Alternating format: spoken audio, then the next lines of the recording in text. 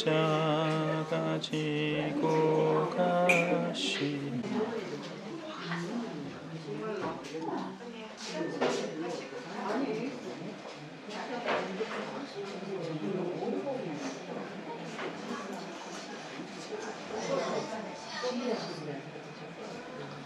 자, 슬슬 시작하겠습니다.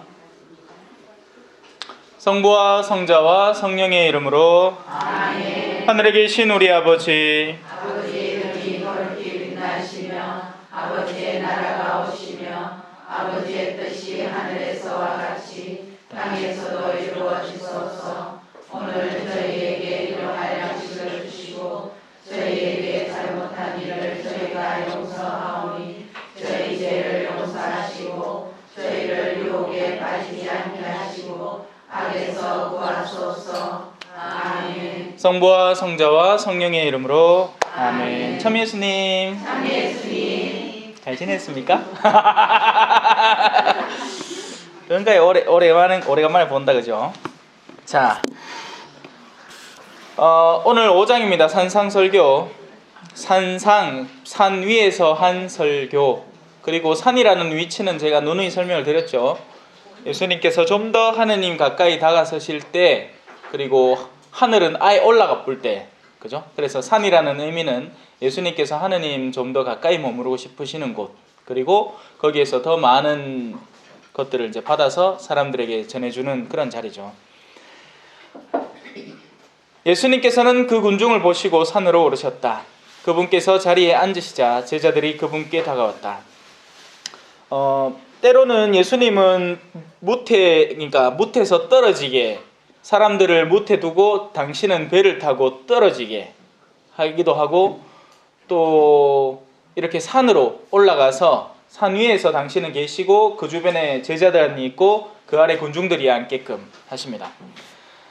무슨 말이냐? 무턱대고 다 어울리는 게 좋은 건 아니라는 뜻이기도 합니다. 그러니까 여러분들이 사제에게서 원하는 건 거룩함이잖아요. 거룩함이라는 말의 의미는 성별된, 그러니까 거룩하게 분리된, 그러니까 하느님을 위해서 따로 예비된 이라는 의미이기도 한 겁니다. 그래서 사제는 물론 많은 사람을 만나서 이런 활동을 하기도 해야 되겠지만 또 아닌 부분도 분명히 존재를 해야 되는 겁니다. 무턱대고 저 신부님은 그러니까 왜 우리하고 안 만나지가 아니라 당신의 영역을 존중을 하고, 그리고 그분이 이제 준비가 되었을 때 사람들에게 나오는 그 움직임이 이렇게 균형이 잘 맞아야 되죠. 물론 안타깝게도 너무 혼자 계시려 하든지 아니면 너무 지나치게 있는 신자만 만나려고 해서 때로는 문제가 되기는 하지만, 분명히 사제에게는 그런 영역이 필요한 겁니다. 예. 그런 개인적인 공간과 하느님을 만날 수 있는 그런 시간, 그런 것들이 예비되어 있어야 되죠. 그래서 피정을 하잖아요, 때로. 예. 사제와 수도자들은 정기적으로 피정을 해야 됩니다. 해야 되는데 난 언제 하지? 자, 그분께서 자리에 앉으시자 제자들이 그분께 다가왔다. 예수님께서 입을 여시어 그들을 이렇게 가르치셨다. 행복하여라 마음이 가난한 사람들, 하늘나라가 그들의 것이다. 행복하여라 슬퍼하는 사람들, 그들은 위로를 받을 것이다. 행복하여라 온유한 사람들, 그들은 땅을 차지할 것이다. 행복하여라 의로움에 줄이고 목마른 사람들, 그들은 흡족해질 것이다.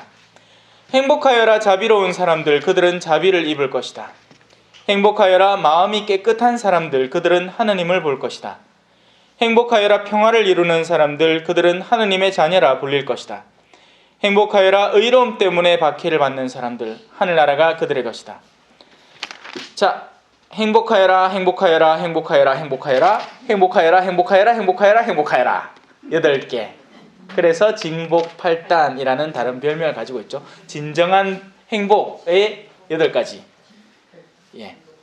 자, 근데 솔직히 그죠? 제가 사실 이 부분은 수도 없이 많은 까지는 아니다. 솔직히 여온 지 얼마 안 됐으니까. 근데 마르코를 가르칠 때도 그랬고 그 중간에 다른 복음에서도 그랬고 참 많이 가르쳤습니다. 그죠?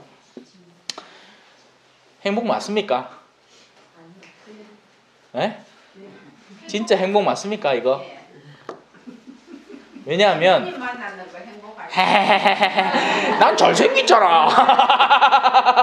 농담이고. 자, 우리가 정말 이것들을 행복하게 여기는가 아닌가 하는 것은 대답할 필요는 없습니다. 왜냐하면 우리 마음이 이미, 우리 삶이 이미 드러내고 있기 때문입니다. 여러분, 영적인 삶이라는 것은 단순히 어떤 일순간의 배움이라든지 일순간의 깨달음으로 이루어지는 게 아닙니다. 영적인 삶이라는 것의 구체적인 정황은 바로 일상생활 안에서 관찰될 수 있는 겁니다. 우리가 꾸준히 버릇처럼 하는 행위들이 바로 우리의 영적인 면을 반증하는 것이죠. 우리가 때로는 좋은 강론을 듣고 맞다, 그렇다 할 수는 있겠지만 그것이 지속되지 않는 이상은 그것은 내게 아니게 되는 것입니다.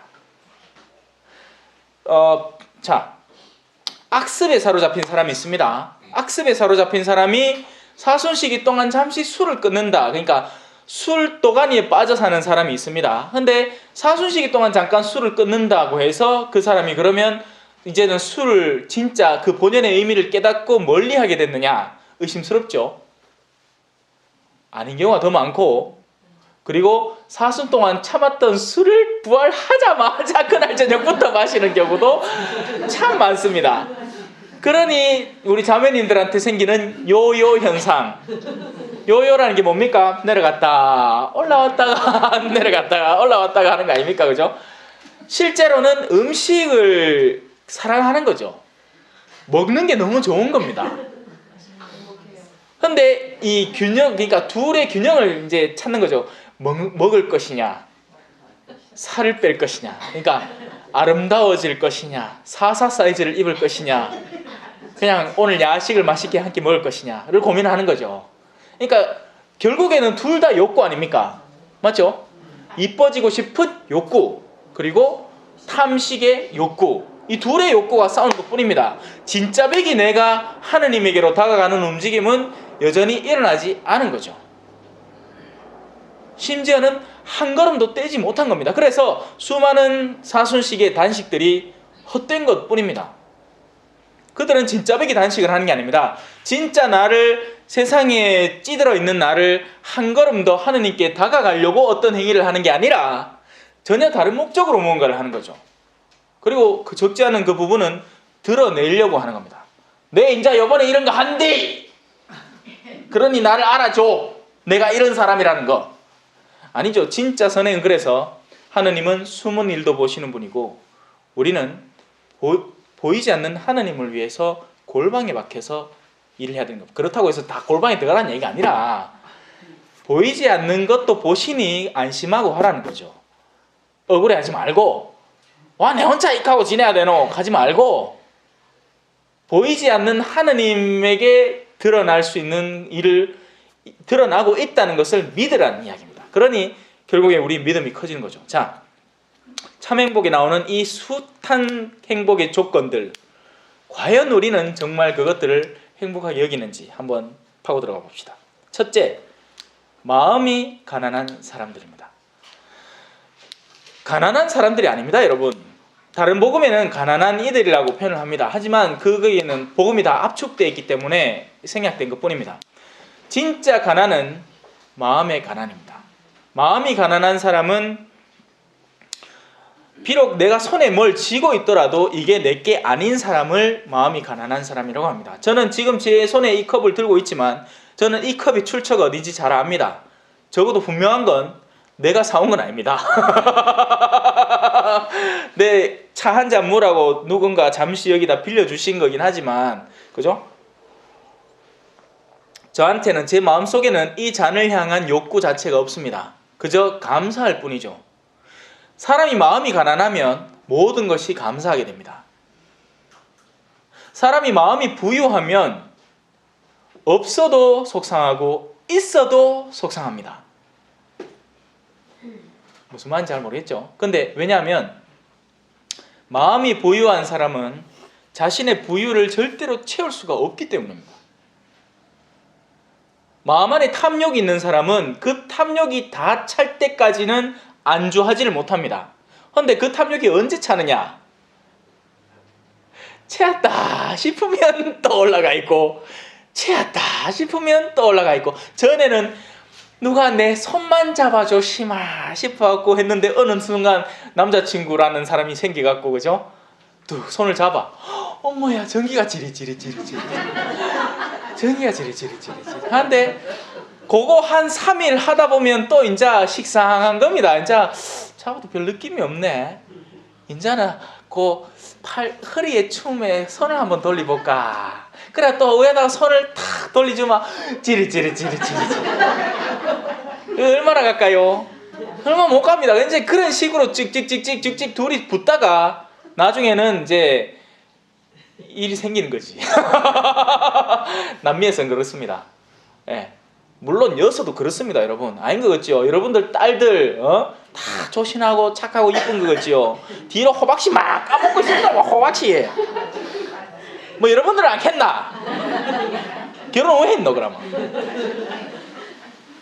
자, 마음의 가난은 춥다 추워요. 목이 칼칼하에 막 춥다.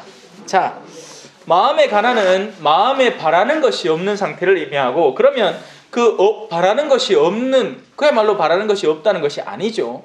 진짜 내가 바라는 것을 추구하는, 그리고 그것은 아무리 바래도 아낌없이 나에게 채워지는 무언가를 바라는 사람이 마음이 가난한 사람입니다. 하느님을 바라는 사람이죠. 하느님을 바라는 사람은 마음이 공허해질 이유가 없습니다. 왜냐하면 하느님은 어디를 통해서라도 계시고 어느 순간에도 나에게 다가와 주시니까요. 문제는 우리죠. 우리의 바람이 하느님을 향했다가 또 세상을 살짝 바라봤다가 또 하느님을 향했다 이렇게 살고 있으니 그게 문제가 되는 겁니다. 마음이 가난한 사람들에게는 하늘나라가 그들의 것이 됩니다. 행복하여라 마음이 가난한 사람들, 하늘나라. 하늘나라는 하느님의 나라, 하느님의 통치권이 이루어지는 나라, 하느님이 원하시는 것이 이루어지는 나라를 하늘나라라고 합니다. 하늘나라에는 마음이 가난한 사람들이 모두 모여 있어서 서로 싸울 이유가 하나도 없습니다. 저마다 자신의 몫에 만족하고, 그리고 가능하면 타인들을 도우려고 합니다. 그러니까 나는 바퀴를 만드는 사람이고 나는 나무 상자를 만드는 사람이면 이 두 사람이 서로 힘을 합쳐서 수레를 만들어내는 시너지 효과를 일으키는 곳이 하늘나라지, 우리 맨키로 바퀴를 만들어가 요걸 얼마에 팔면 될까, 자는 요게 없으니까 내가 요거를 비싼 값에 팔아갖고 저 수레까지 다 뺏어 뿌야 되겠다가 우리 생각이잖아요. 그게 우리 통상적인 물류 그런 상업 과정 아닙니까? 나의 이유는 최대로, 손해는 최소로, 맞잖아요. 그러니 이 세상 안에서는 평화가 없는 겁니다. 왜냐하면 진정한 하느님 나라의 일치된 공동체의 모습을 이 안에서는 찾기가 굉장히 힘든 거죠. 우린 너무나도 쉽게 욕구에 사로잡히고, 그리고 그 가장 첫 번째 움직임은 주로는 돈으로 이루어지는 겁니다. 물질에 대한 욕구 때문에 바로 이 모든 것이 이루어진 거죠. 그래서 참 행복의 바로 첫 번째 조건은 마음이 가난해지는 것입니다. 두 번째, 슬퍼하는 사람들. 자, 모든 눈물을 줄줄 짜는 사람을 슬퍼하는 사람이라고 착각하지 맙시다. 예. 슬퍼하죠, 사람들이. 근데 쥐가 담배 피다가 지 폐병이 생겨갖고 아파갖고 병원에 갖고 수술 받는다고 고통스러워갖고 눈물을 질질 짠다고 해서 그 슬픔을 얘기하는 게 아닙니다. 여기서 슬픔은 거룩한 슬픔을 말하죠. 내가 일으키지 않았는데 나에게 다가오는 고통 때문에 괴로워하는 이들의 슬픔을 말합니다. 그러니까 나는 신앙인이고 내가 비신자 남편을 만나서 둘이 한번 잘 살아보자고 해가고 이제 초창기에는 좋았죠. 남편에게 사랑이 남아 있었으니까. 남편에게 인간적인 사랑, 나를 향한 인간적인 사랑이 계속 유지돼 왔으니까. 그런데 어느 순간부터 한계에 부닥치는 겁니다. 그리고 나는 신앙인이기 때문에 하느님의 사랑을 통해서 그 남편을 내버릴 수 없게 되는 상황이 다가오는 거죠. 그때 눈물 흘리는 사람 누구겠습니까? 아내입니다. 바로 그 신심 있는 아내죠. 주로 수많은 신앙인들이 이런 눈물들을 흘립니다. 세상 안에서, 친구와의 관계 안에서, 세상 안에서의 그런 손해관계 안에서 우리는 눈물을 흘리곤 합니다. 한마디로 손해보고 사는 거죠. 하지만 그들은 위로를 받게 될 겁니다. 오늘 미사 때 복음도 마찬가지였습니다. 이 일독서도 그렇고, 하느님이 그들을 잊겠느냐, 반드시 그들을 기억한다, 그러니 너희는 슬퍼하지 마라 라고 위안을 주시는 거죠. 하느님의 위안은 영적인 것이고 영혼의 차원 안에서 이루어지는 것이기 때문에 세상 안에 관점을 두고 있는 사람에게는 이해가 되지 않는 것입니다. 그리고 그들은 슬픔을 겪을 시간조차 없습니다. 그들은 투쟁하고 싸워서 쟁취해야 되거든요. 이 세상 안에서 보는 손해를 그들은 견디지 못하는 겁니다. 그렇기 때문에 그들은 끊임없이 싸워나가는 겁니다. 그리고 죽기까지 싸우다가 죽어보이지. 죽으면 못 싸우니까. 아니면 이러다든가 뭔 수가 나겠지 뭐. 자, 슬퍼하는 사람들의 본질적인 의미를 이해를 하셨죠? 신앙 안에서 슬퍼하는 이들을 이야기합니다. 신앙 안에서 진짜 벽에 손해를 보는 이들, 나는 도우려고 했는데 그 도움의 손길을 내던지고 내 기대기를 도로 때리는 사람들, 나에게 침뱉음을 하고 나를 십자가에 못 박는 그들 때문에 내 마음이 슬픈 겁니다. 예수님은 십자가 위에서 슬펐습니다. 첫째로 육신의 고통 때문에 울부짖기도 하셨지만, 십자가 누가 솔직히 아무 꿋꿋하게 견디겠습니까? 그죠? 어느 신앙 영화 같은 거 보면 이제 못 박는데 합니다만 저 같으면 와 하겠습니다. 그냥 아파 죽겠는데 뭐 단말 막 쏟아져 나오는 거죠. 자, 예수님도 돌아가실 때 그죠? 와 하고 소리 지르고 돌아가시지 않습니까? 영을 돌려드리면서. 자, 그 육신의 슬픔도 있겠지만 예수님은 십자가 위에서 슬펐습니다. 사람들의 그 장림성이라고 해야 되나? 맹목성이라고 할까요? 하여튼 보지 못하는, 눈앞에 드러난 것 사태도 올바로 이해하지 못하는 그 일 때문에 슬펐던 겁니다. 그리고 영혼도 슬펐을 겁니다. 그러니까 감정도 슬펐고, 육신도 아팠고, 감정도 아팠고, 영혼도 아팠던 거죠. 죄악 때문에. 예수님의 고통은 우리는 이제 어떻게든 이 패션 오브 크라이스트라는 영화, 그리스도의 순환이라는 영화 보면 어떻게든지 일단 외적인 고통이 묘사가 되지 않습니까? 하지만 그 안에도 또 왜 감정적인 슬픔도 있고, 그러니까 어머니의 그 슬픔, 내 자식이 아가 쓰러지는데 그죠? 그 쫓아가고 끌어안고 괜찮나 하고 싶은 그 마음인데 또 가는 갈 길을 가야 되는, 십자가를 끌고 아무런 죄도 없이 그런 감정적인 슬픔과 또 영혼의 슬픔, 사람들의 죄악, 그 악성 앞에서 느끼는 그 슬픔들 다 느낀 겁니다. 하지만 그들은 위로를 받게 됩니다. 행복하여라 온유한 사람들, 그들은 땅을 차지할 것이다. 온유함이라는 것은 부드러움, 그죠? 그러니까 과격하지 않음, 빼쪽하지 않음, 날카롭게 날서지 않은 온유한 이들입니다. 그리고 그들은 땅을 차지하게 될 겁니다. 땅이라는 것은 터전이죠. 터전, 머무를 곳. 우리가 나를 세워서 뾰족뾰족 가르고 네 건, 네 거, 내 건, 내 거 이렇게 하면 결국에는 요만한 것밖에 못 가질 겁니다. 그런데 우리가 그 온유함으로 사람들을 대하고 그 내 영역을 이렇게 넓혀 놓는다면 우리는 여 가서 쉴 수도 있고 저 가서 쉴 수도 있게 되는 거죠.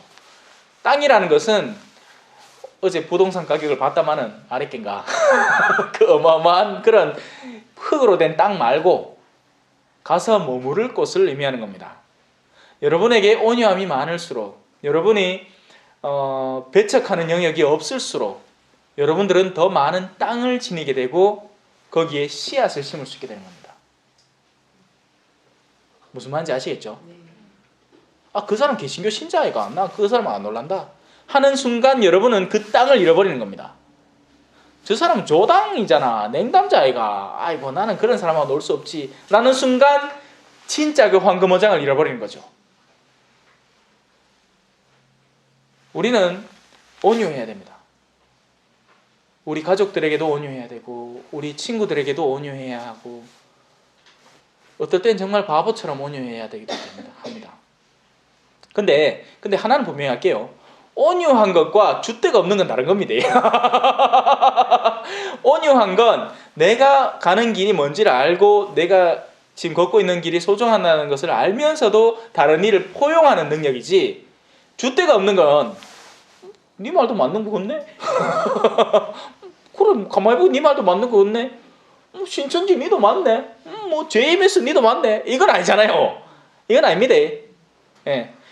여러분들은 가톨릭 신자들입니다.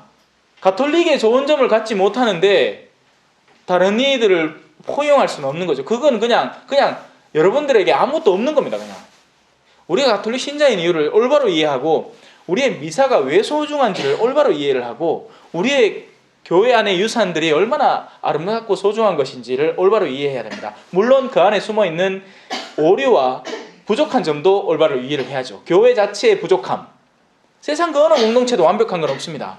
하지만 그럼에도 불구하고 저는 미사를 사랑하고 성체성사를 사랑하고 고해성사를 사랑하고 교회 안에 있는 칠성사와 그 안에 있는 온갖 문화유산들 그리고 순명할 수 있는 장상을 사랑하기 때문에 저는 가톨릭 신자입니다. 그리고 저는 이거 안 바꿀 겁니다. 이거 뭐 불교도 똑같은 거 아닙니까? 자비심이고 다 똑같은 거지. 아닙니다, 여러분. 우리에게는 예수 그리스도라는 인격이 분명하게 있고 그분께서 남겨주신 거룩한 성체성사와 고해성사 모든 것들이 있습니다. 개신교도 예수님 아닙니까? 아닙니다. 우리는 사도로부터 이어지는 보편된 거룩한 교회를 지니고 있습니다. 하나로 일치하는 교회죠. 그럼에도 불구하고 그들에게 온유할 필요는 있다는 겁니다. 근데 툭하면 여러분한테 다가올 겁니다. 뭐하러? 싸우러. 공격하러. 그때는 맞서지 마십시오. 나를 세우지 마십시오. 왜냐하면 의미가 없기 때문입니다. 그들은 이기려고 다가오는 거기 때문에 우리가 그어다 대고 아무리 설명을 해봐야 소용이 없습니다. 누가 정말 궁금해서 물어본다면 답변해 줄 준비를 갖춰 놓으십시오.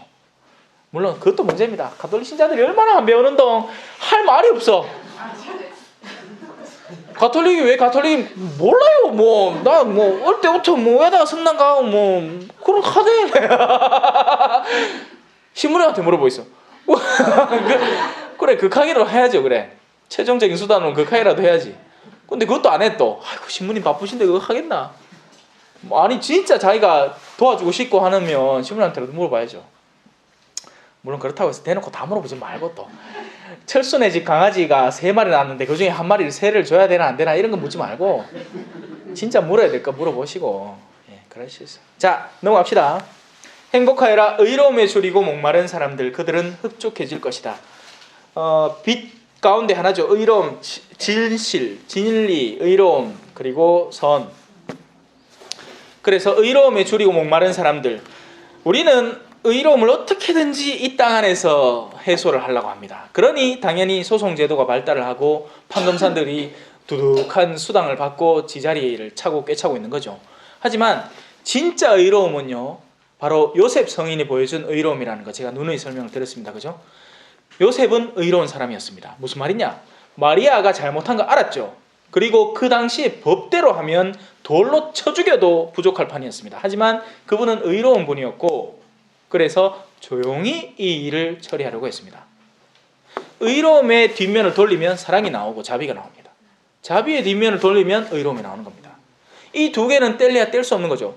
의로움이 없는 자비는 있을 수 없습니다. 그러니까 아닌 걸 두고 나는 니를 사랑하니까 아들 뭐 하고 싶다고? 마약하고 싶다고? 헤헤 난 니를 사랑하니까 둘째 아들 니 강도하고 싶다고? 헤헤 난 니를 사랑. 이거는 자비가 아닙니다. 이거는 방종이죠. 이거는 방관입니다.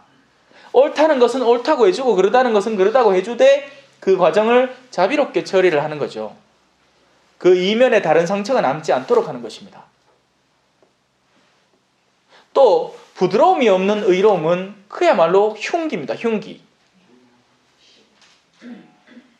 자기는 의롭다고 일을 일대로 처리한다고 하는데 실제로는 온갖 상처를 다 남기는 거죠.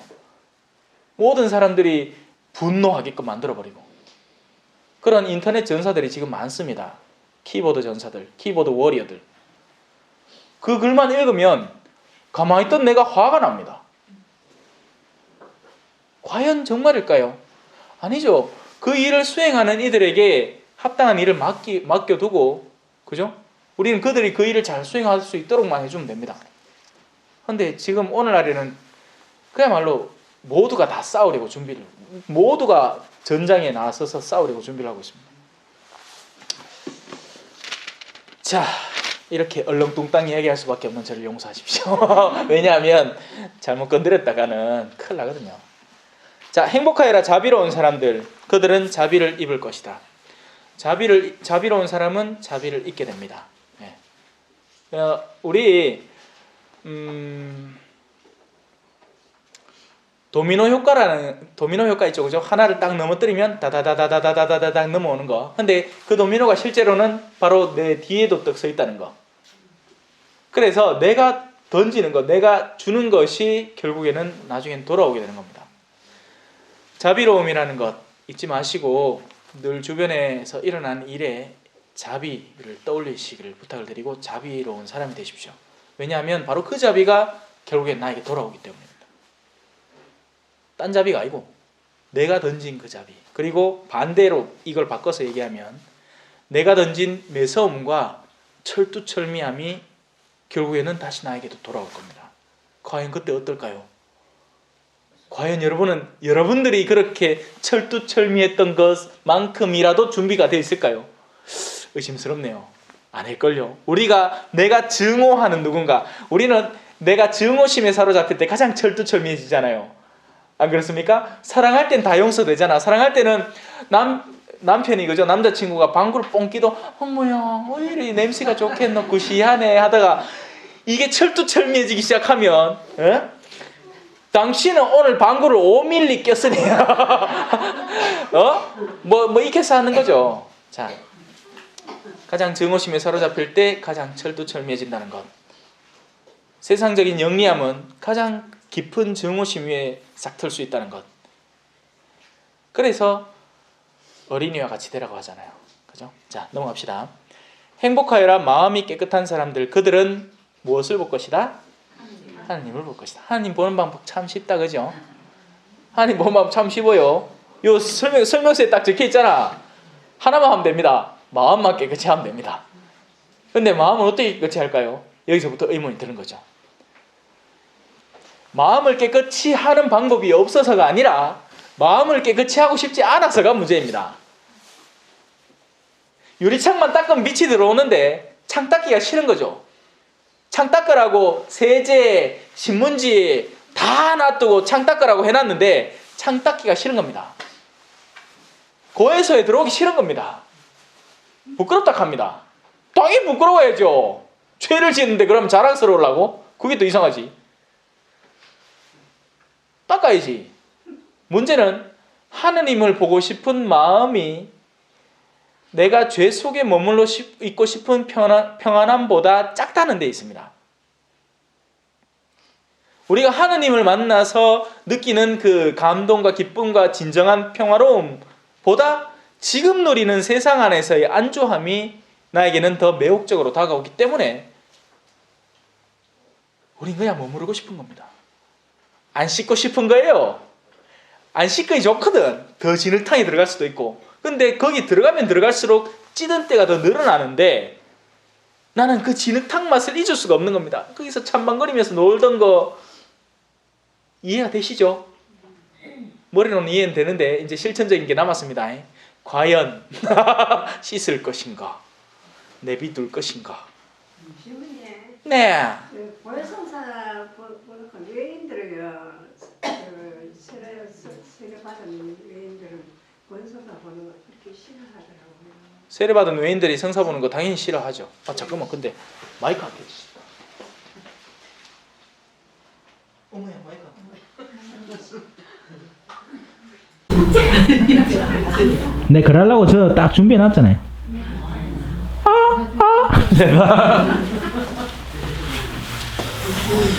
자, 외인들 보혜성사 보기 싫어합니다. 예, 싫어하더라고요. 왜냐하면 싫어가지고 안 온다 이렇게 한다는. 네, 익숙하지 않기 때문이고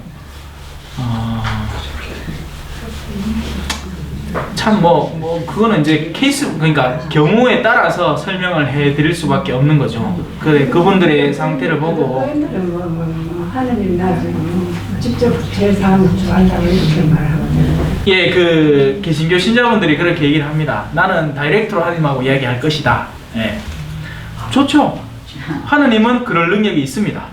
다이렉트로 그 사람과 대면해서 그 사람의 잘못을 용서할 능력이 있죠. 문제는 하느님에게 있는 게 아니라 문제는 우리에게 있는 겁니다. 교회 안에 주어진 성사들은 우리를 위한 것들입니다. 미사 중에 그런 구절이 있습니다. 우리의 뭐죠? 기도가 하느님께는 필요하지 않으나 우리의 청원이 하느님께 필요하지 않은 그런 부분이 감사성 안에 있는데 하느님이 우리의 제사를 필요로 하는 게 아니라 우리가 하느님을 사랑하고 하느님을 잊지 않기 위해서 제사가 필요해진 거죠. 마찬가지로 고해성사도 우리 자신을 위한 겁니다. 왜? 인간은 확답받을 필요가 있거든요. 인간은 확답받을 필요가 있습니다. 그래서 집단이 아무리 하느님하고 통일을 해서 정말 만약에 제대로 통일을 했다면 다시 그 죄를 반복하진 않겠죠. 하지만 쉽게 사해진 죄는 쉽게 반복하게 됩니다. 우리가 수치스러움을 제대로 느끼지 못한 채 어떤 상처를 고치면 제가 이거 고생 시게 했거든요. 농담 아니고 고생 시게 했습니다. 피부 다치기 제일 아프다 하대요. 제가 여기도 쓸개를 뽑아내봤지만 그거는 그냥 은근하게 아픈 기고 위에다가 좀 묵직한 느낌이 많이 들고 또 그러고 나서는 설사가 가끔씩 나는 그 정도지 이거는 시기 아픕니다. 막 시라고 죽어요. 그러고 치료를 받으러 가면 여기 상처난 게 딱지가 않잖아요. 딱지가 앉으면 꽂으면 그 꽂고 나면 만져도 돼요. 근데 이 성형외과를 가니까 이게 부풀어 오른다고 끌어내요. 그 면도칼 같은 걸로. 그때마다 이거 참 신부가 그죠? 예수님 몇 킬로 아까도 얘기했지만 와 하지도 마고 아프실 텐데 참 참으시네요. 말 시키지 마라 이런 의사야. 키를 쓰면서 참고 있구만은. 자, 아프면 이제 저는 절대 그 강가에서 그 똑같은 스쿠터를 안 타는 겁니다. 아파봤거든. 강도를 당해봐야. 옆집에 냉남자 한 사람이 있거든요. 네. 치료받은 지 얼마 안 됐는지. 네. 전선자에서 가지고 왜 성사를 안 하고 성사 보니까 힘이 안 가요. 성사 보는 게 힘이 드는 게 아니고. 하나님 땀을 흘리고. 자, 솔직하게 답변을 드릴게요. 성사 보는 게 힘이 드는 게 아니고 죄에서 나오기 싫은 겁니다. 죄 속에 머물고 싶은 거죠. 그 삶이 좋은 겁니다. 아직은 좋은 겁니다. 그래서 그럼 우리는 어찌해야 되느냐? 안달할 필요가 없습니다. 좀 더 놔두면 됩니다. 언제까지? 둘 중에 하나. 지가 깨닫고 돌아오든가 아니면 죄가 그 사람을 덮쳐서 그 사람이 처절하게 파괴되는 느낌을 받은 뒤에 비로소 살려달라고 부르짖으면서 다가오든가. 둘 중에 하나입니다. 물론 그 전에 일어나면 좋겠죠. 그러기 위해서 선교가 필요한 겁니다. 그러기 위해서 우리가 신앙인이고 그러기 위해서 우리가 복음을 전해야 되는 겁니다. 그런데 복음을 누가 전하느냐? 전하고 싶은 사람은 전하지. 그래. 그러니까 아이고 나는 이래서 안 돼요. 저는 아직 안 됩니다. 그 얘기만 하고 앉아있는 겁니다. 우리가. 그럼 언제 되는데? 언제 하려고? 바로 지금. 자, 됐지요? 외인분들은 그래 성사를 보기를 싫어하는 거지 압니다. 근데 외인분들만이 아니고 가톨릭 신자도 보기 싫어합니다. 그것도 저도 압니다. 그리고 성사를 봐도 제대로 안 봅니다. 주임에서 빠지십니다. 딴 건 없으신가요? 모르겠는데요. 그밖에 안 하지 못한 죄는 먹고 이가. 그럼 뒤에 호강 나오겠다. 자, 넘어갑시다. 마음이 깨끗한 사람들이 하느님을 봅니다. 여러분들은 마음을 깨끗이 해야 됩니다. 예, 마음을 깨끗이 하는 방법은 교회가 우리에게 선물해 주었습니다. 그 방법들을 쓸 수도 있고 또 그 밖에도 죄를 상쇄하는 방법이라고 성경에 나온 것들이 많습니다. 간단하게 이야기하면 사랑을 실천하는 것이고 그 사랑을 실천하는 것 가운데에서도 기도, 단식, 자선 이 세 가지를 대표적인 주자로 꼽으며 그래서 사순시기 때는 이 세 가지를 그 주된 방법으로 우리에게 가르쳐주지 않습니까? 우리는 기도해야 됩니다. 그러니까 하느님하고 다이다이로 그죠? 고해성사를 보는 게 아니라 하느님하고 다이다이로 대화를 하고 주로는 들을 줄 알아야죠. 내 마음 속에서 들려오는 내 마음속 깊은 곳에서 다가오는 그 진동, 울림을 우리는 느낄 수 있어야 됩니다. 그게 진짜의 기도입니다. 그리고 단식. 세상에 좋은 것들이 많지만 때로는 그런 것들을 참기도 해야 되는 거죠. 그리고 그 단식은 당연히 자선과 연계되게 됩니다. 내가 참아 견딘 것, 그렇게 해서 아낀 것은 가난한 이들에게 주는 것이죠. 근데 자선이라고 해서 내가 잘나서 와 그래 나는 이런 사람이지가 아닙니다. 우리는 자선할 수밖에 없는 사람인데 그리고 마땅히 그렇게 해야 되는 것이죠. 우리가 뭐가 잘 나갔고 뭐가 그러니까 선함이 넘쳐 흘러서가 아닙니다.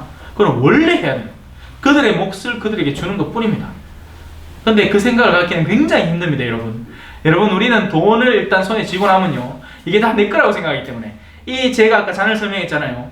이 잔은 저에게 주어진 것이고 저에게 잠시 맡겨진 것, 이 차를 마실 동안만 쓰라고 주어진 것입니다. 그러면 저는 차를 마시면 됩니다. 근데 이쁜데 나중에 차 먹고 싶을 때 이런 잔 필요하겠는데 가갈까? 그러니까 이 마음이 바로 탐욕인 거죠. 여러분들이 부자입니까? 그러면 여러분들이 지금 맡겨진 재물은 하나님께서 허락하신 겁니다. 여러분이 이 세상에 사는 동안 그러면 그 재물을 현명히 쓰셔야죠. 요즘 이제 제가 돈 얘기는 거의 안 하지 않습니까? 그죠? 최근 들어서 이제 본격적인 그 예산이 나오고 건축 예산이 나오고 부족분이 나왔기 때문에 제가 지난주에 한번 말씀을 드렸습니다. 우리 현실이 이렇다. 지금 1억 몇천 정도 부족한 현실이다. 그리고 나서 도와달라라고 하잖아요. 근데 어떻게 돕느냐? 도움에 자기 바램을 갖다 썩는 겁니다.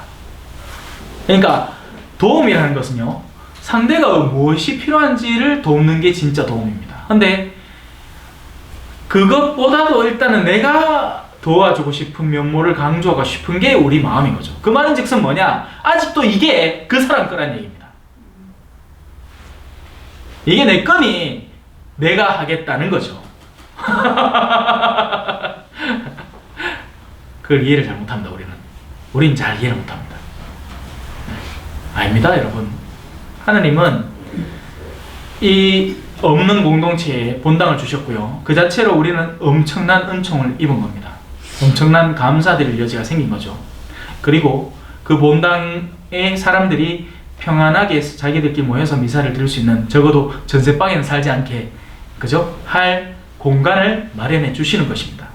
그리고 그 하나님께서는 그것을 위해서 그 사람들에게 뜬금없는 배품을 주십니다. 그러니까 안 갚다 그 사람이 돈을 안 갚다가 하필 이날 갚아. 이상해. 그러면 그때부터 우린 갈등하기 시작합니다. 아이고 요거 생기갖고 안 그래도 요 옷도 요 새로 하나 사고 요 가구도 하나 바꾸고 차도 요번에 한 바꾸고 싶은데 저서 뭐 없다케. 아까워 주는 거죠. 네.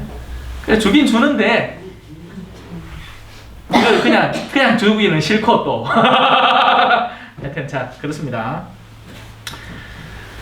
넘어갑시다. 진도를 이제 빼야죠. 아까 몇 킬로. 자, 행복하여라 마음이 깨끗한 사람들, 그들은 하나님을 볼 것이다. 우리는 마음을 비우면 하나님을 보게 됩니다. 그리고 하나님이 무엇을 원하시는지, 하나님이 어디에 더 마음을 쓰시는지를 볼 수 있게 되죠. 마음이 깨끗한 사람은 그걸 볼 수 있게 됩니다. 그리고 그 일부터 합니다. 딴 걸 다 제쳐놓고. 그러면 그 사람들은 명확하게 삽니다. 그들은 단순하고 명료하게 삽니다. 해야 될 일부터 합니다. 그러니까 집에 돈이 없는데도 가난한 이들이 있으면 가난한 이들부터 돕고, 그러니까 집에 돈이 없다는 건 우리 가족들이 굶주린다는 얘기는 아니고 뭔가를 해야 되는 돈이 없는데 일단 지금 굶주린 사람이 있으면 그 사람들부터 돕고 시작을 합니다. 자, 넘어갑시다. 너무 오래됐다. 행복하여라 평화를 이루는 사람들, 그들은 하나님의 자녀라 불릴 것이다. 하느님의 자녀들은 평화를 이루는 사람들입니다. 평화를 이루는 사람들은 하느님의 자녀들입니다. 평화를 깨는 사람들은 하느님의 자녀가 아닙니다. 자, 근데 평화는 어떻게 이루어지느냐? 무엇이 평화냐? 이것만 해도 1시간 동안 설명할 수 있을지도 모르겠습니다. 뭐가 평화입니까? 와! 맞다! 아이고, 너희들 평화롭게 노네. 평화 아니죠? 이건 평화 아닙니다. 속이 시끄럽거든 지금. 엄마 나이만 하면 내 동생 놈 목을 쪼라하고 아가리를 찢어볼까 싶은데 지금 참고 있는 겁니다 지금. 이건 평화가 아닙니다. 진짜 평화는 마음에 있는 공격성 자체가 사라질 때 평화가 됩니다. 누군가를 해치려는 마음 자체가 없어질 때 평화가 되는 겁니다. 그리고 이 진짜 평화는요, 인간적인 계산으로 얻어지지 않습니다. 하느님의 마음을 내 안에 심을 때 얻어집니다. 하느님이 이 죄악에 가득한 인간, 지금 이 순간도 죄를 저지르고 있는 그 인간을 불쌍히 여기고 기다려주신다는 것을 알 때 내 마음도 그와 함께 머무는 동안 평화로울 수 있게 되는 겁니다. 이건 신비입니다. 신비 여러분. 이건 인간적인 수준으로 이해할 수 있는 건덕지가 아닙니다. 하느님의 영역이고 하느님의 사랑의 영역이기 때문에 우리가 그분에게 청하고 얻어야 되는 거죠. 이건 은총의 차원입니다. 근데 왜 잘 되나? 잘 안 되지. 그래 우리는 싸우는 겁니다. 그리고 싸워보고 그걸 이제 뉘우치고 후회하고 다시는 일하지 말아야 되겠다라는 걸 배울 수는 있어요. 적어도. 근데 심지어는 그 작업조차 안 되는 겁니다. 그래서 싸우고 오늘 싸우고 내일 싸우고 또 싸우고 하는 겁니다. 언제까지? 나도 몰라. 언제까지 싸우려고? 피곤하지도 않나? 그래 싸우는 거. 그죠? 자, 행복하여라. 의로움 때문에 박해를 받는 사람들, 하늘나라가 그들의 것이다. 이 마지막 부분은 다시 한번 강조됩니다. 사람들이 나 때문에 너희를 모욕하고 박해하며 너희를 거슬러 거짓으로 온갖 사악한 말을 하면 억울해 죽겠지, 화내, 슬퍼해가 아니라 너희는 행복하다. 이것도 그래서 이 진복팔단은, 그죠? 왜 우리 십계명이 갈수록 난이도를 더해가고 십계명이 아니고 뭐고 악마의 유혹이, 그죠? 난이도를 더해가는 것처럼 진복팔단도 갈수록 난이도를 더해가는 겁니다. 우리는 처음에는 마음을 비울 수는 있어요. 하지만 슬퍼하는 것을 행복하다고 느끼기는 힘든 겁니다. 그리고 조금 더 진도를 나가면 슬퍼하는 것도 행복해질 수 있어요. 하지만 온유해지는 것이 참 힘들게 되는 거죠. 그리고 맨날 마지막에는 의로움 때문에 박해를 받는 것, 이거는 얘가 박해를 받기는 받겠는데 의로움 때문에 박해를, 내가 의로운 일을 실천을 하려고 했는데 나를 박해하는 사람을 두고 행복해하기는 참 쉽지 않은. 기뻐하고 즐거워해라. 너희가 하늘에서 받을 상이 크다. 사실 너희에 앞서 예언자들도 그렇게 박해를 받았다. 바로 이러한 면모를 두고 세상은 종교를 아편이라고 부릅니다. 현실의 어려움을 그냥 눈가림막 하고 참아 견뎌. 너에게는 영원의 행복이라는 것이 주어질 테니까. 그래서 세상 사람들의 의견만 보면 틀린 말이라고 하기 힘듭니다. 하지만 우리는 신앙인이잖아요. 우리는 지금 여기 있는 것 너머를 보는 이들입니다. 그렇기 때문에 이 말이 진실된 것이라는 것을 믿어서 아는 것이죠. 알아서 믿는 게 아니라 믿기 때문에 아는 겁니다. 참, 설명하면서도 나도 뒤다. 세상의 소금과 빛. 너희는 세상의 소금이다. 그러나 소금이 제 맛을 잃으면 무엇으로 다시 짜게 할 수 있겠느냐? 아무 쓸모가 없으니 밖에 버려져 사람들에게 짓밟힐 따름이다. 너희는 세상의 빛이다. 산 위에 자리 잡은 고을은 감추어질 수 없다. 등불은 켜서 함지 속이 아니라 등경 위에 놓는다. 그렇게 하여 집안에 있는 모든 사람을 비춘다. 이와 같이 너희의 빛이 사람들 앞을 비추어 그들이 너희의 착한 행실을 보고 하늘에 계신 너희 아버지를 찬양하게 하여라. 소금, 빛, 그 안에 숨어 있는 것. 빛은 내가 설명했고 소금도 마찬가지입니다. 소금의 짠맛, 신앙인의 짠맛. 여러분들이 신앙인을 만났다 할 때 뭘 바라고 그 신앙인을 만날까요? 그가 가진 직위? 아니잖아요. 우리가 신앙인을 만난다 할 때, 우리가 그리스도인을 만난다 할 때 무엇을 기대하는가? 착한 사람을 기대합니다. 착한 사람, 선한 사람, 나를 도우려는 사람을 기대하죠. 그러니 그 맛을 잃은 신앙인은 아무짝에도 쓸모가 없어져서 밖에 짓밟힐 뿐입니다. 그리고 신앙인이 된다고 하는 결심은 세례를 받는 외적인 어떤 예식을 하겠다는 결심이 아니라 바로 그 내면의 그 짠맛을 갖추겠다는, 내면의 빛을 갖추겠다는 결심을 하는 거죠. 그래서 두 번의 세례가 있는 겁니다. 하나는 물로 이루어지는 세례고 다른 하나는 성령과 불로 이루어지는 세례입니다. 성령을 우리 안에 갖추고 그 안에 불이 지펴지기 시작하면 내 주변을 다 태워. 그러니까 방화범대라는 얘기가 아니라 영혼이 열정이 사로잡히고 그 열정이 다른 열정들을 다시 불사지르는, 심지어는 젖은 장작마저도 말려버리고 다시 불을 일으키는 장작이 되는 거죠. 냉랭한 가슴들, 자기밖에 모르던 가슴들의 그 가슴들을 말려버리고 그 이기성을 말려버리고 거기다 더해서 그 불이 피워질 수 있도록 준비를 갖춰주는 것이죠. 하지만 암만 그렇게도 지가 자꾸 지를 적시는 사람은 어쩔 수 없습니다. 아니 지가 물속에 잠겨있겠다는데 뭐 사우나맨 키로 이래 가갖고 내 말리러 왔나? 먼저 이불 다 말리보지 하고 있는데 야 네가 먼저 좀 나와줄래? 그러면 내가 니를 말려줄게. 내가 지금 이걸 다 말릴 수는 없다. 네가 좀 나왔나?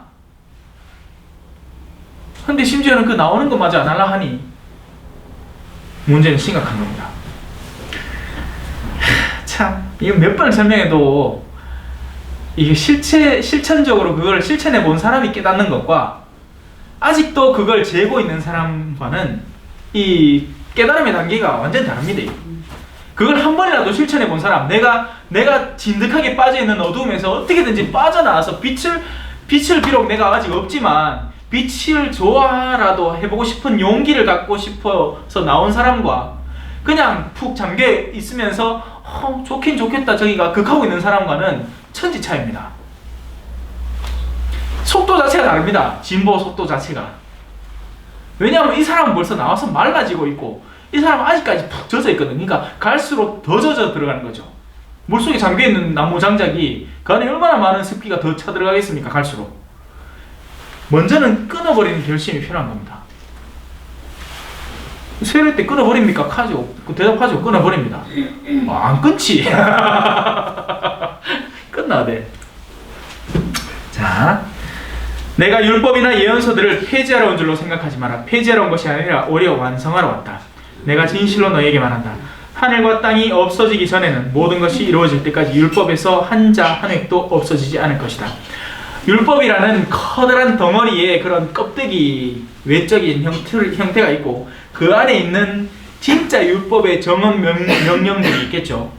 그리고 그 정언 명령에 대해서 우리는 수탁이 많이 들어봤고 이미 압니다. 두 가지 계명입니다. 하나,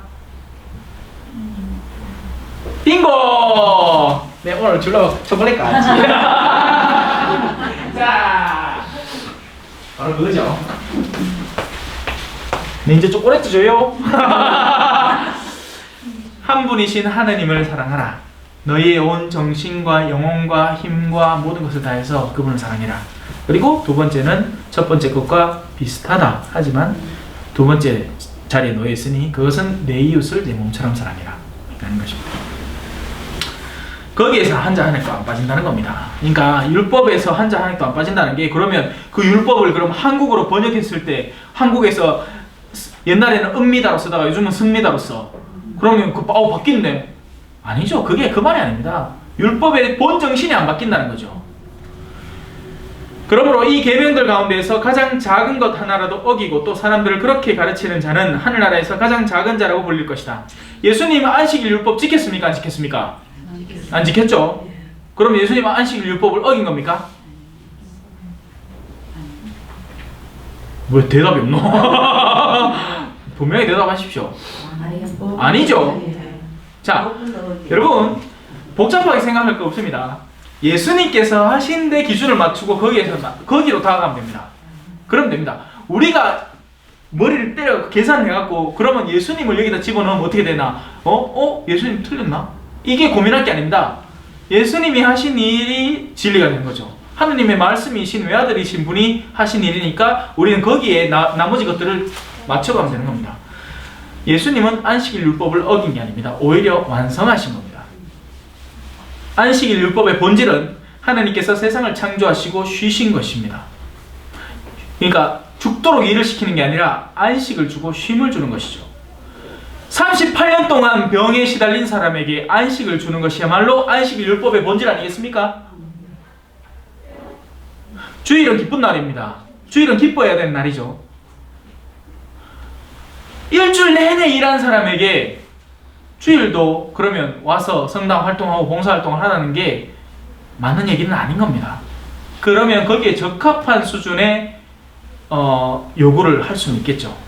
자, 피곤할 테니까 이 정도 기도라도 하고 오늘 주무세요. 그러면 대송한 걸로 쳐드릴게요. 라고 사목자는 그 상황에 맞춰서 그 사람에게 적절한 조치를 취해줘야 되는 겁니다. 대놓고 성당 나오러 가지 말고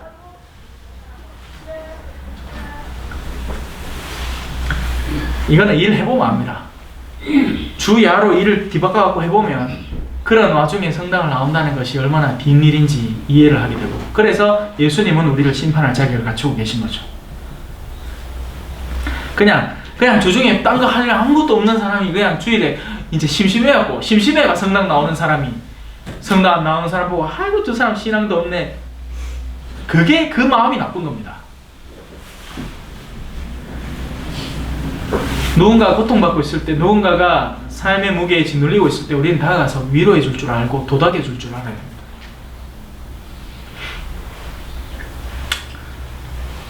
나 배고프다. 자, 내가 너희에게 말한다. 너희의 의로움이 율법학자들과 바리사이의 의로움을 능가하지 않으면 결코 하늘나라에 들어가지 못할 것이다. 의로움.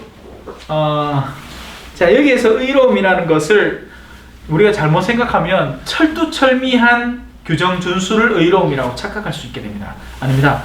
바리사이와 율법학자들의 의로움이라는 것은 최소한의 의로움입니다. 하느님이 계시고 그분이 주신 율법 잘 지켜야지 하는 그런 최소한의 율법이 그 의로움이죠. 진짜 의로움은 사랑하는 사람이 제일 의롭습니다. 사랑하는 사람이 제일 의로운 겁니다.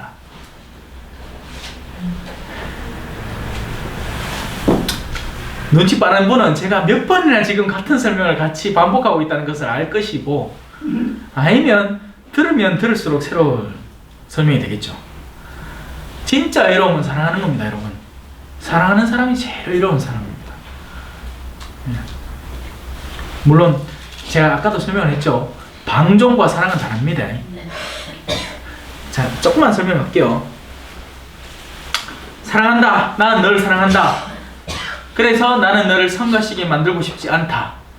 그래서 네가 가는 길을 그냥 그대로 걷게 만들겠다라는 것은 사실은 사랑이 아닙니다. 일종의 방종이죠. 어느 정도 시간을 둘 필요는 있겠다. 그래서 나는 너에게 시간을 주겠다.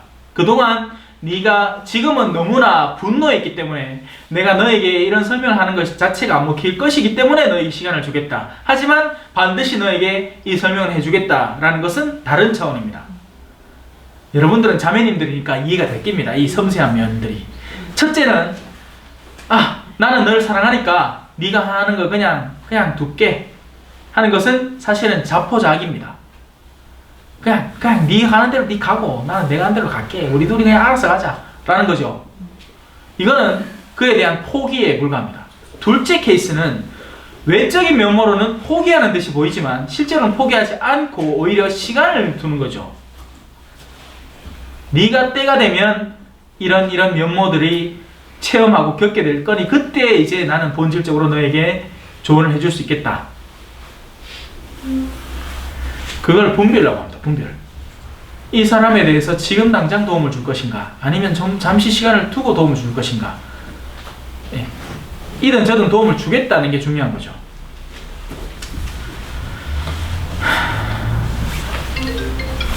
죄송합니다. 여보세요? 네. 네. 네네네. 지금은 제가 교리 중에 있고요. 잠시 15분 뒤에 제가 다시 전화 걸 수 있을까요? 네, 그렇게 하겠습니다. 네. 근로복지공단에서 왜 사수동 건축에 관련해서 전화를 했죠? 자, 피싱은 아니겠지. 넘어갑시다. 화해하라. 살인해서는 안 된다. 살인한 자는 재판에 넘겨진다고 옛 사람들에게 이르신 말씀을 너희는 들었다. 그러나 난 너희에게 말한다. 자기 형제에게 성을 내는 자는 누구나 재판에 넘겨질 것이다. 그리고 자기 형제에게 바보라고 하는 자는 최고에 넘겨지고 멍청이라고 하는 자는 불붙는 지옥에 넘겨질 것이다. 그러므로 내가 제단에 예물을 바치려고 하다가 거기에서 형제가 너에게 원망을 품고 있는 것이 생각나거든 예물을 거기 제단 앞에 놓아두고 물러가 먼저 그 형제와 화해하여라.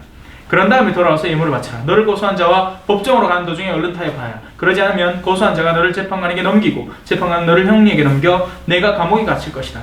내가 진실로 너에게 말한다. 내가 마지막 한 입까지 갖기 전에는 결코 거기에서 나오지 못할 것이다. 이거 불과 얼마 전에 제가 설명을 드린 부분입니다. 법이라는 것은 이 선이죠. 선. 법이라는 것은 이 마지노선, 우리가 절대 넘지 말아야 할 선입니다. 예수님께서 설명하신 것은 이거죠. 너희가 어느 쪽을 보고 있느냐라는 것입니다. 그러니까 이 선을 넘지는 않았지만 이 선을 넘을 그 방향을 보고 그쪽으로 나가고 있느냐, 아니면 그 반대 방향으로, 비록 심지어는 선 바깥에 네가 머물러 있다 하더라도 빛을 향해서 바라보고 있느냐 하는 것을 분별하라는 이야기입니다. 내가 정말 선을 추구하고 싶고 사랑을 하고 싶고 따스함을 향해서 나가고 싶은지, 아니면 우중충한 저 어둠을 향해서 나가고 싶은데, 그러니까 탐욕과 이기심과 그런 세상의 재물과 그런 것들이 너무나 사랑스럽고 좋은데 이 벽 때문에, 율법이란 벽 때문에 어쩔 수 없이 지금 버티고 있는 것인지, 살인하지 말라, 사람을 죽이지 말라 하는 게 중요한 게 아니다. 네가 이미 누군가에 대해서 증오를 품고 있고 마음속으로 죽일 마음을 먹고 있다면 살인하지 말라라는 그 계명이 있다고 해서 네가 죄를 안 지은 게 아니다. 너는 이미 마음속에 그 어둠에 향한 방향이 내 안에 깃들기 시작했다. 그래서 네가 나중에 네가 죽음 이후에, 그러니까 살인을 했든 안 했든 그게 중요하지 않고, 죽음 이후에 진짜 배기 재판관 앞에 갔을 때 네가 그 마지막 한 입까지 다 갚기 전에는 못 빠져나올 것이다 라는 것이죠. 우리 마음 안에 형성된 그 근본 방향성, 어둠을 향한 방향성을 올바로 세우기 전까지 너는 거기서 빠져나오지 못한다는 얘기입니다. 넘어갑시다. 그게 아니라 왜 디노?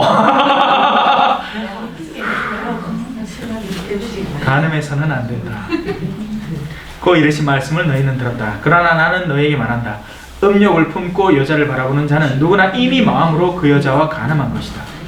내 오른눈이 너를 죄짓게 하거든 그것을 빼어 던져버려라. 온몸이 지옥에 던져지는 것보다 지체 하나를 잃는 것이 낫다. 또 내 오른손이 너를 죄짓게 하거든 그것을 잘라 던져버려라. 온몸이 지옥에 던져지는 것보다 지체 하나를 잃는 것이 낫다.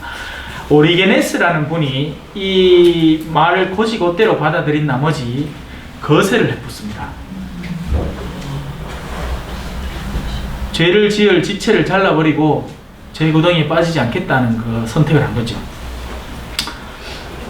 하느님이 분별하실 일이죠. 근데 그 얘기를 한 건 아닙니다, 예수님이. 예.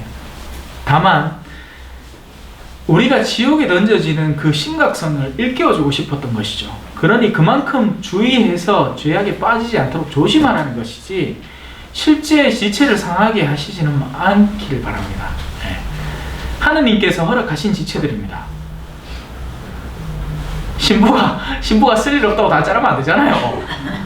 그러면 안 됩니다.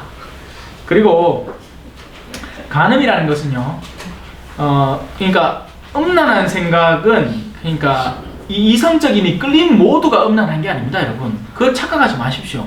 이쁜 여성을 보고 참 이쁘다. 그리고 그 와중에 진짜 그 여성에게서 느껴지는 성적인 매력이 느껴질 수도 있죠. 그게 죄가 아닙니다. 오늘날 한국 교회가 세계적인 가톨릭 교회라고 해도 과언은 아니겠다. 이 정결이라는 주제를 독신과 결합시키고 그리고 나서 정결이라는 주제를 성적인 아무런 흠없고 티없음, 그야말로 처녀막의 존재 유무 이런 것들로 따지기 시작해버렸기 때문에 성관계가 터부시 되게 된 겁니다. 아닙니다, 여러분. 하느님은 남자와 여자를 만드셨고 남자의 성기와 여자의 성기를 만드셔서 그 둘이 일치하도록 만드셨습니다. 그래서 부부 사이에서 이루어지는 성관계는 아름다운 것입니다, 여러분. 더러운 것이 아닙니다. 아이고 나는 이제 뭐 남은 낙도 없고 하느님만 바라보고 여보야 당신이 이제 혼자 자야 되겠다. 여보는 준비가 안 됐는데 와 그걸 지 마음대로 결정을 합니까? 하느님은 그러라고 혼인성소를 준 게 아닙니다. 착각하지 마십시오.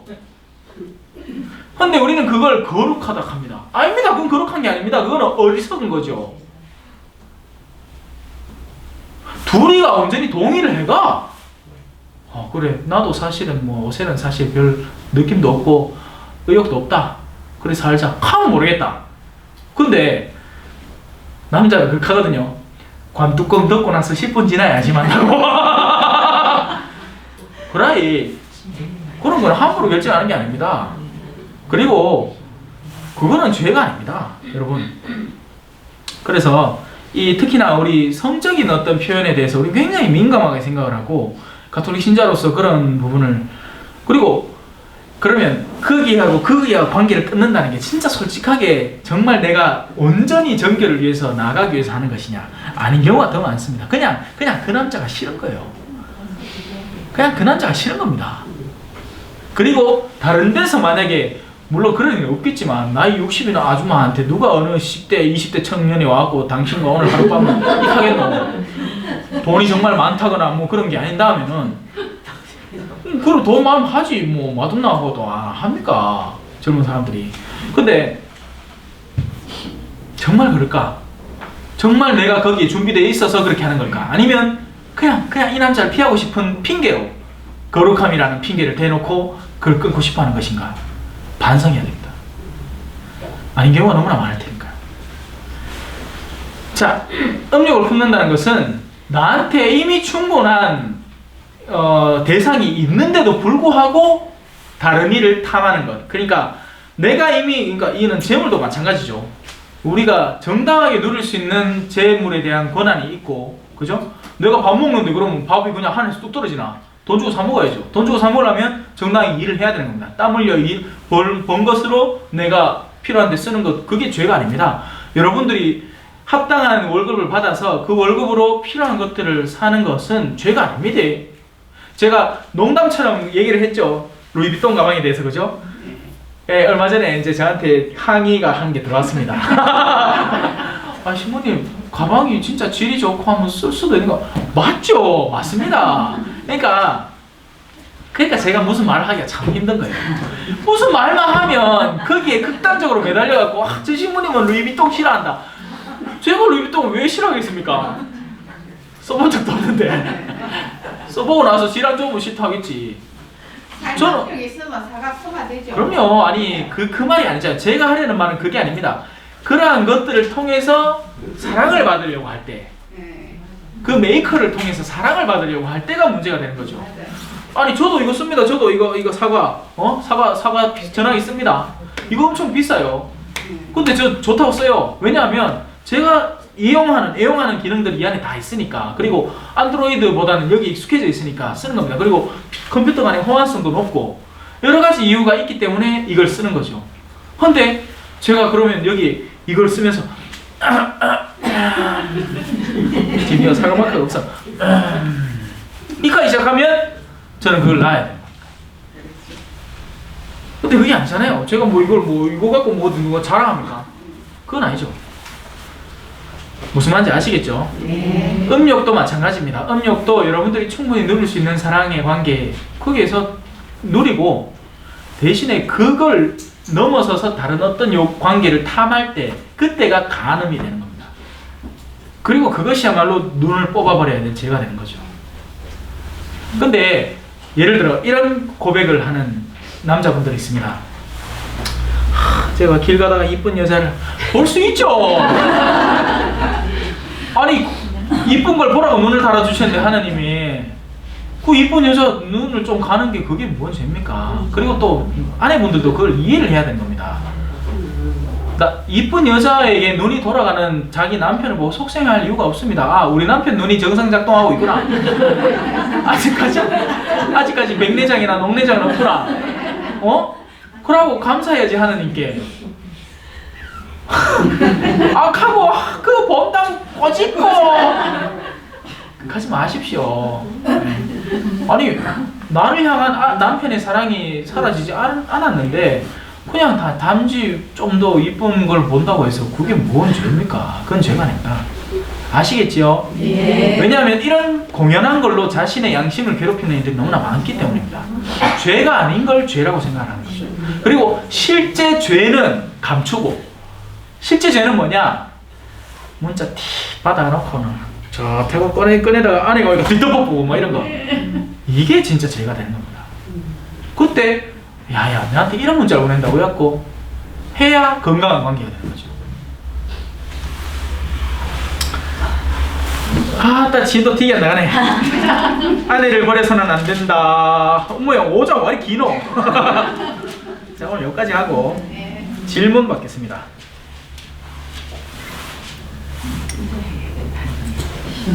네.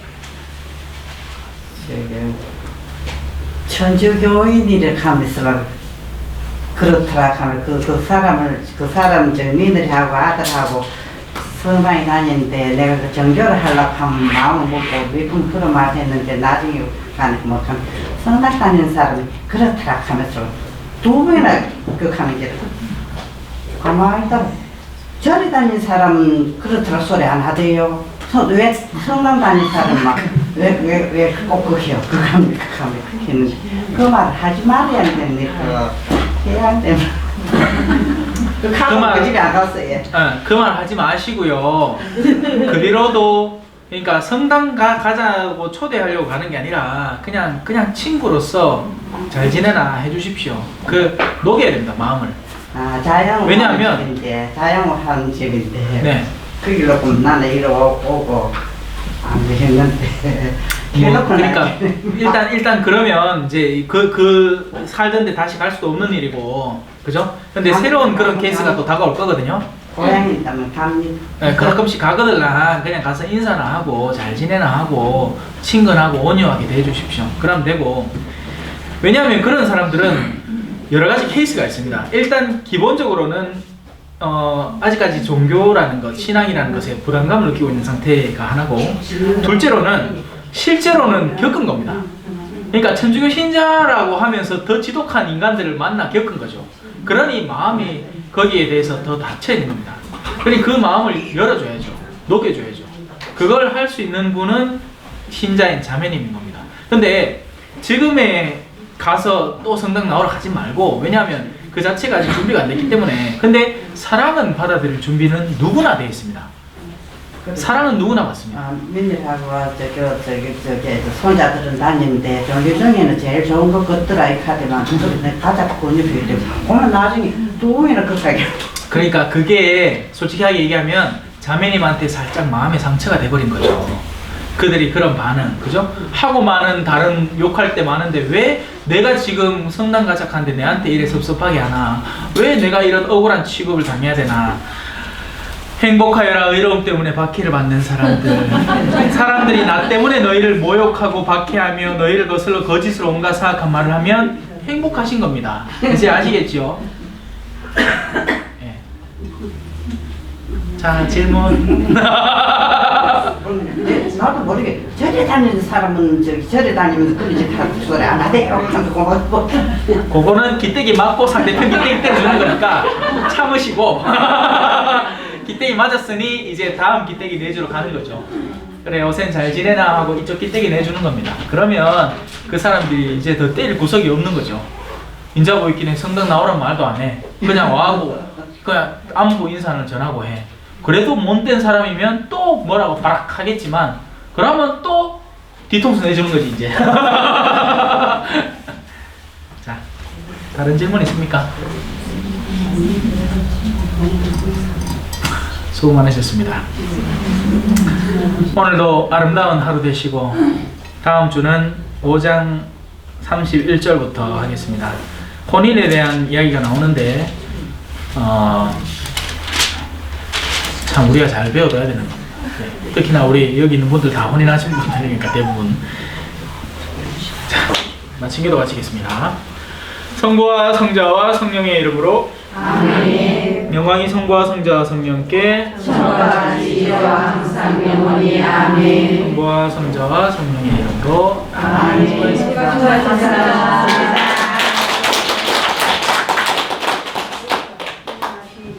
오늘 저희들 성당에 제일 모임, 첫 모임을 하거든요. 이제 우리가 이제 식사를 같이 나누려고 하니까 이 장소가 좀 그래서 서안 아파트 대기동 402호에서 식사 나누기 있거든요.